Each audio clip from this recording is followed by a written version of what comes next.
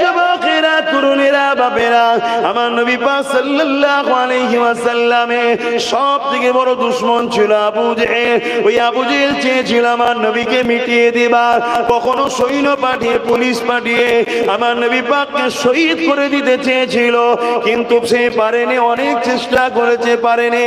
লাস্টে একটা জাদুকরকে ডেকে এনেছে, যে জাদুকরটা হলো তৎকালীন সময়েতে সব থেকে বড় জাদুকর হাবিব ইয়ামানি তার নাম।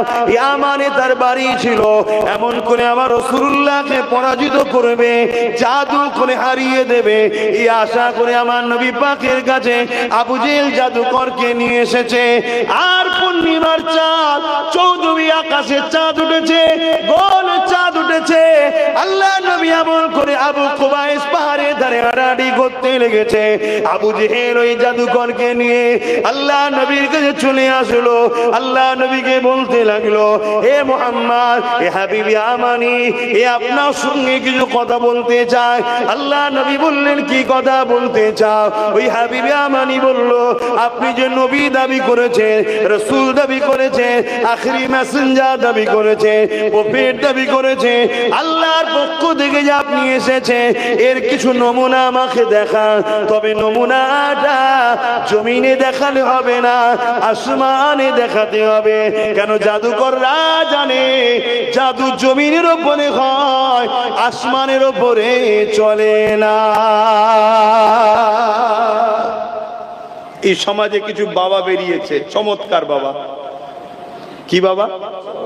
চমৎকার বাবা। নানা রকম সব জাদুর খেলা দেখায়। শুনছেন? এই সব চমৎকার খেলা দেখে আমার সমাজের প্রচুর মানুষ তাদের কাছে যে তাদের গোলাম হয়ে যাচ্ছে।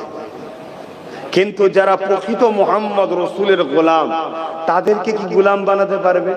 তাহলে এই বাবারা ইসলামের দুশমন হবে না? হবে না? এই কোচি, তুমি কি করছো? তুমি পড়াশোনা করো না? ওই তোমার পিছনে টুপি, পড়াশোনা করো, তোমার হাতে অত বড় ফোন কেন? তোমার ছেলে ওটা, তো তুমি তোমার চেনা শোনা লোক, তোমার ছেলের হাতে ফোন কেন? সব জায়গায় ওয়াজ করি যে ফোন দেবে না, ফোন না দিলে একদিন কাঁদবে, দুদিন কাঁদবে, 1 ঘন্টা 2 ঘন্টা পরে ঠান্ডা হয়ে যাবে, আর ফোন দিলে সারা জীবন কাঁদতে হবে। এখন তোর পড়াশোনার জীবন। ছেলেগুলোকে এইভাবে নিজেরা বাপেরা ধ্বংস করো না। বাচ্চা কোনো লাইফকে বাপ মা এইভাবে নিজেরা ধ্বংস করো না। কি কম্পিটিশনের সময় চলছে দেখতে পাচ্ছ না? তোমরা বাচ্চাদের হাতে মোবাইল তুলে দিচ্ছ। তোমাদের উচিত বাচ্চাদের হাতে বই, খাতা, পেন তুলে দাও। তুমি কি করছো? মানে বসে বসে গালে হাত দিয়ে বদমাশি করতে এসছো। তোমাকেও আমি চিনি। ওই যে সাদা গেঞ্জির সামনে, হ্যাঁ, দুষ্টুমি করবে না। ভালো করে এসেছো, ভালোবেসে বসে আসছো। শুনছেন তো ভাই কি কথা বলছিলাম? জাদুকরও জানে জাদু জমিনে চলে, আসমানে চলে না। এত বড় বড় সব বাবা বেরিয়েছে, নবীর বিরুদ্ধে বলছে, ইসলামের বিরুদ্ধে বলছে, আছে না? নাই, অনেক বাবা বেরিয়েছে, ইসলামকে খতম করে দেবো, টেন্ডার নিয়েছে। ওই সব বাবাদেরকে বলি, একটা চুলকোনা মিটাতে পারবি? চুলকোনা পর্যন্ত নেই। শুনছেন তো নাকি? এমন একটা ফুসকুড়ি দেবে, ওই ফুসকুড়িটাকেই মিটাতে পারবি না। এ বাবা লেগেছে ইসলাম মিটাবো, আর এই সব ভণ্ড 2 নম্বরের পাল্লায় পড়ে আমাদের সমাজের ছেলেরা তারা হই হই করতে লেগেছে। একবারও ভাবছে না আমার বাচ্চার ভবিষ্যৎটা কি? আমার বাচ্চাটা কি আইপিএস অফিসার হবে? আমার বাচ্চাটা কি জজ হবে? আমার বাচ্চাটা কি ডব্লিউবিসি অফিসার হবে?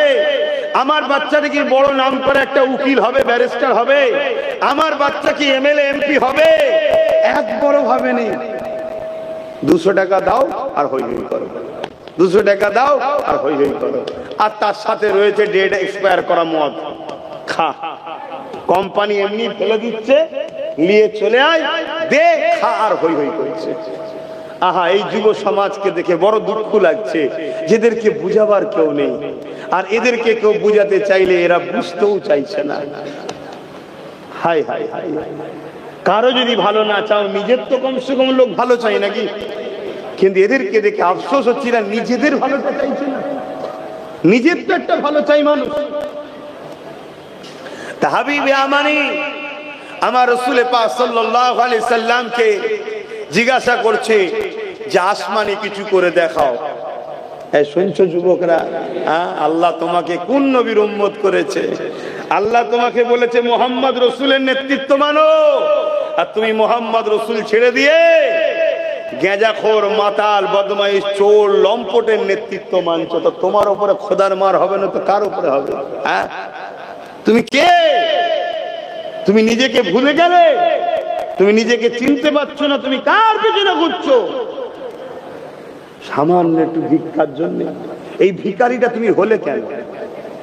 বল, এই ভিখারিটা হলে কেন?